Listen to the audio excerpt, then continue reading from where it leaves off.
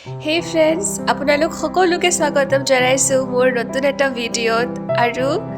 এইটো যোৱাকালি ৰাতিপুৱাৰ দৃশ্য মই গছত এইদৰে পানী দি আছিলোঁ ৰাতিপুৱাৰ ফালে আৰু মই যিহেতু অলপ অসুস্থ হৈ আছো সেইকাৰণে মই ৰোজা ৰাখা নাই আৰু মই ৰাতিপুৱা চাহ বনাই লৈছো ৰাতিৰ ৰুটি আছিলে চাহ ৰুটি অকমান খাই লম অলপ অসুস্থ হৈ আছো কাৰণে ৰোজা ৰাখিব পৰা নাই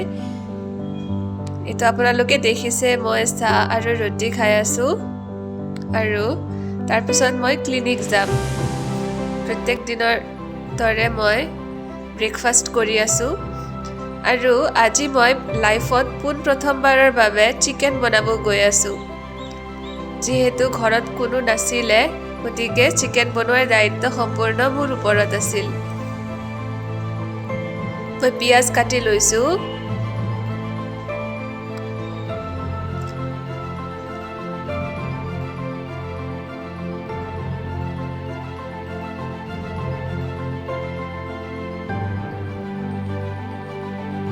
আৰু চিকেন খিনি মই এতিয়া মছলাৰে খানিম ভালকে তাৰ পিছত ভাজি লম তেলত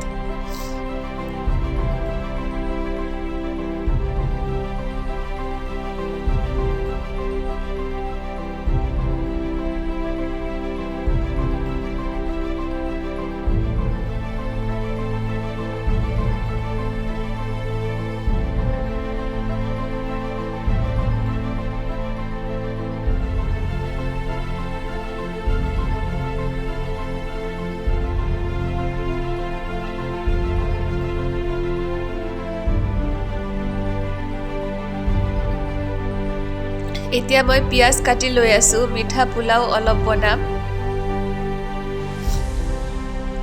বাসমতি ৰাইচ আছে সো বাসমতি ৰাইচ আগতে তেল দি লৈছো ইয়াতে মিঠা পোলাওৰ কাৰণে প্ৰস্তুতি চলাইছো এতে মই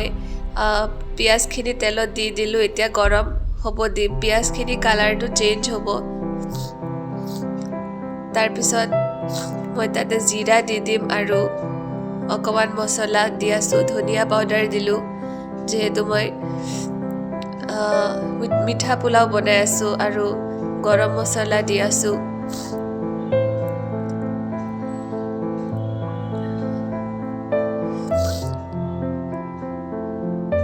এইখিনি যেতিয়া তেলখিনি গৰম হৈ পেলাই ভাজি লোৱাৰ পিছত মই চাউলটো এইদৰে দি দিলো ধুই পেলাই চাউলখিনি ভালকে আৰু ইয়াতে কাজু আৰু কিচমিচ দিছো অকমান ভালকে লৰাই দিছো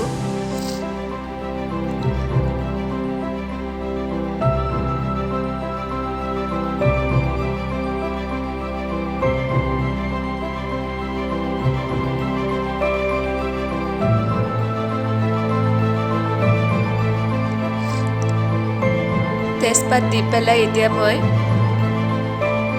লিডটো বন্ধ কৰি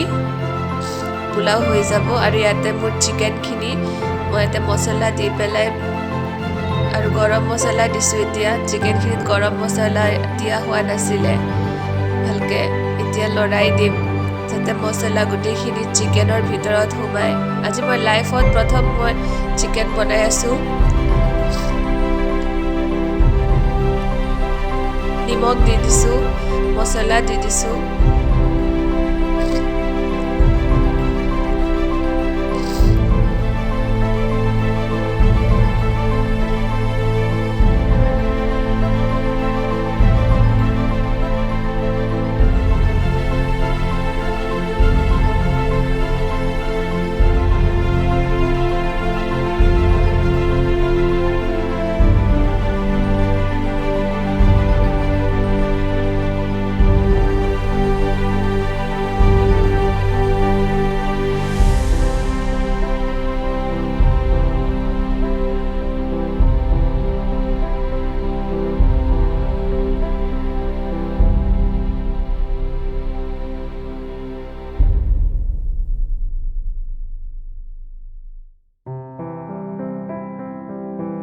and my chicken is ready